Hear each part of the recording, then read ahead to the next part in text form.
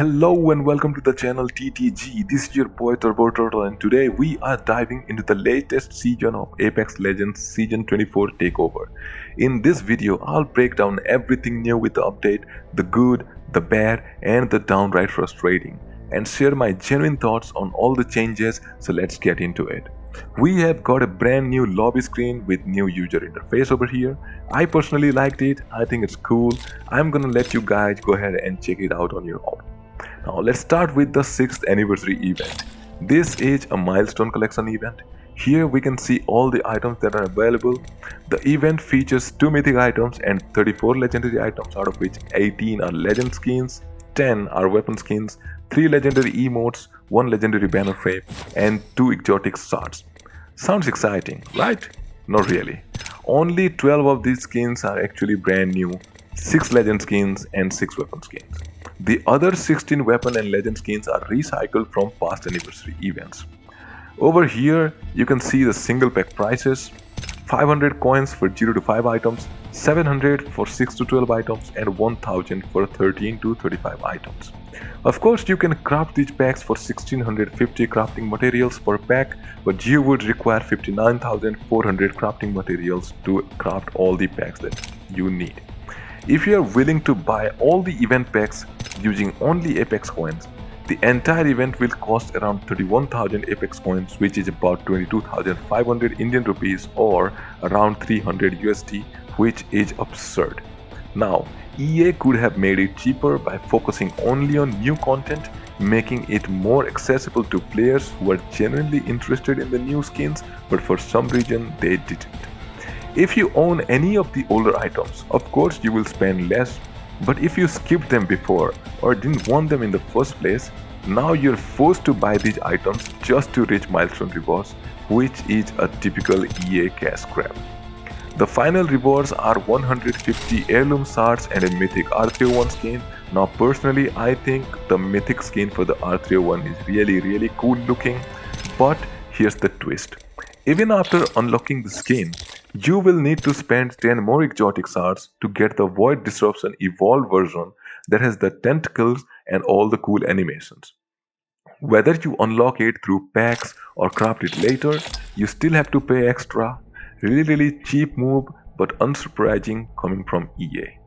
Now, moving on to the free section of the event, you will get some community made trackers, some banners and stickers which look really cool, an epic Loba skin over here which looks really nice.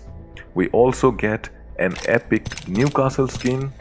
This also looks decent, and as a final reward we get an epic skin for Valkyrie.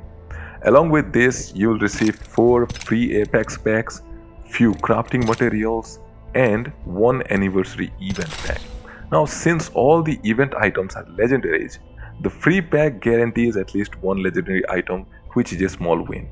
At least something good came out of this event after all.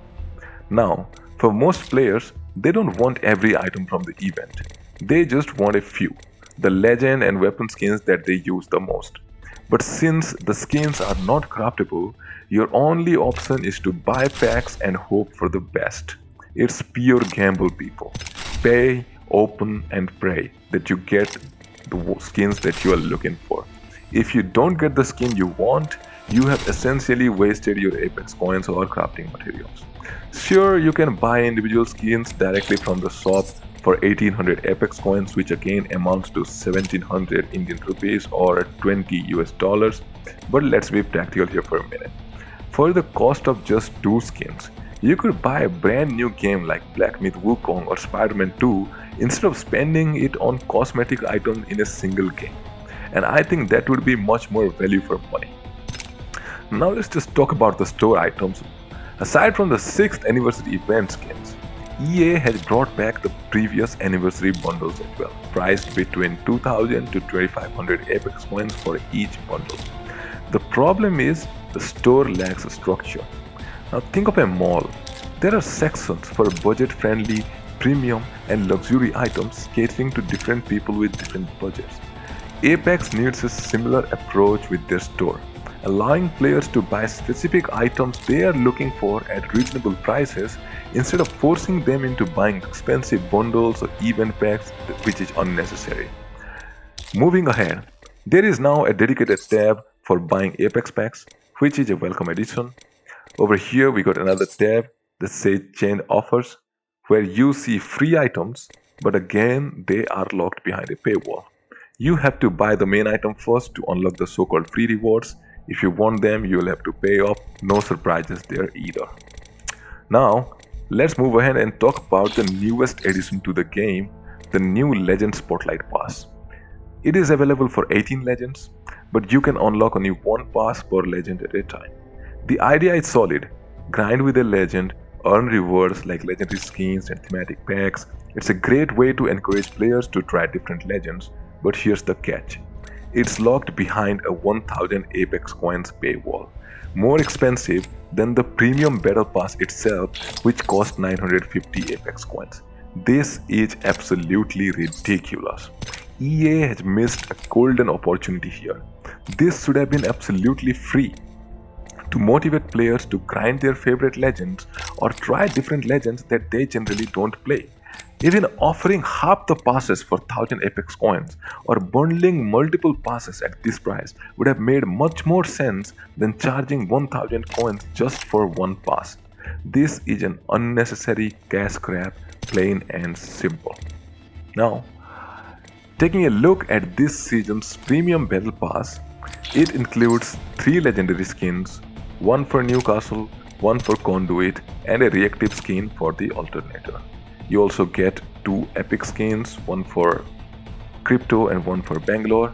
You'll get the usual 1 legendary pack, 1300 Apex coins, 1200 crafting materials, 14 free packs, and 10 exotic shards, nothing groundbreaking.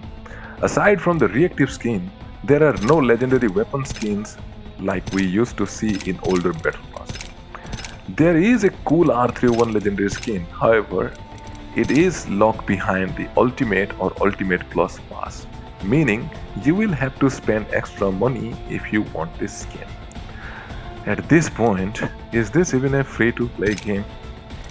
Now, this battle pass could be exciting for Conduit mains since she hasn't had many legendary skins recently.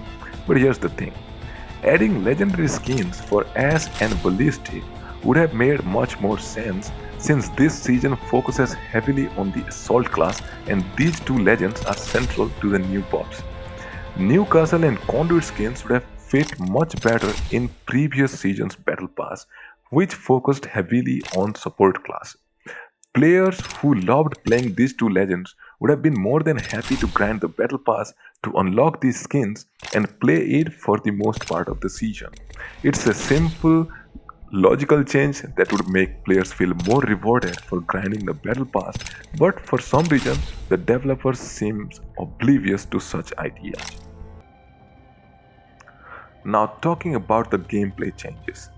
They have buffed the damage output for all weapons and nerfed muzzle flash to reduce visual clutter. They also increased the number of shield cells and syringes from 4 to 6, and they take less time to use as well. The moving speed when a player has been knocked down is greatly increased, which is a good addition to the game.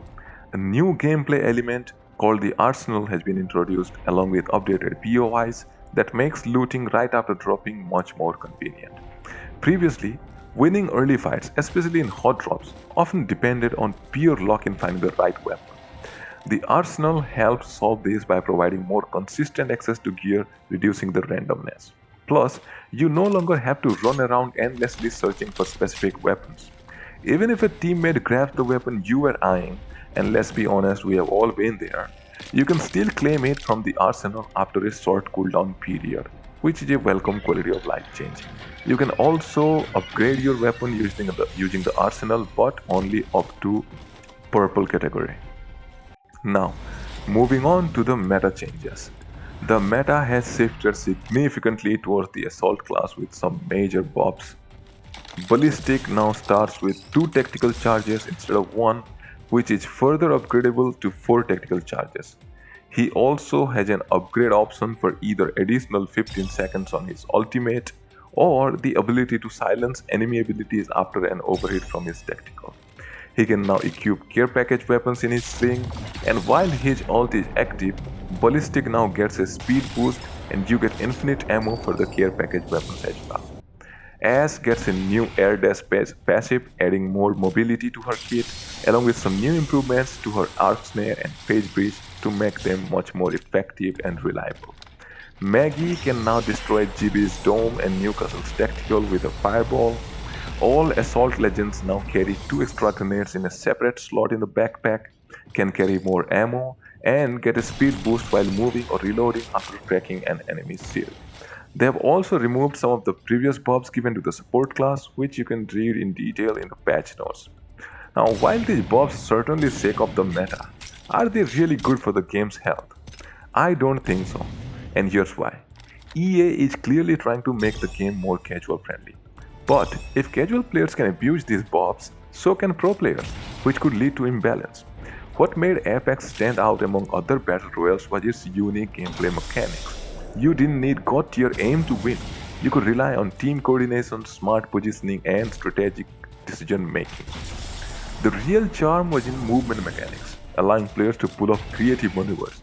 Unfortunately, the developers seem to be neglecting these core elements that made Apex fun in the first place.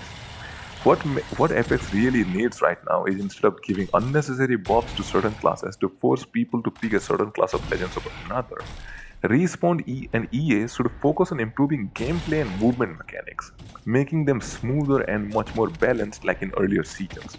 Rather than overhauling legends and weapons with ridiculous changes, the focus should be on adding elements that would help casual players develop their movement and aiming skills by grinding the game. This would create a much more rewarding, skill-based experience and promote long-term balance. Additionally, they should revisit underused legends, making meaningful adjustments that turn them into effective counters for overpowered legends. Changes like these would not only balance the meta, but also keep players engaged and invested in the game for the long run. I know we all love this game and want this game to head in the right direction.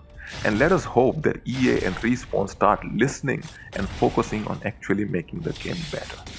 That's everything I wanted to cover in this video. Let me know in the comments, what do you think about the new season, the gameplay changes, the current state of Apex.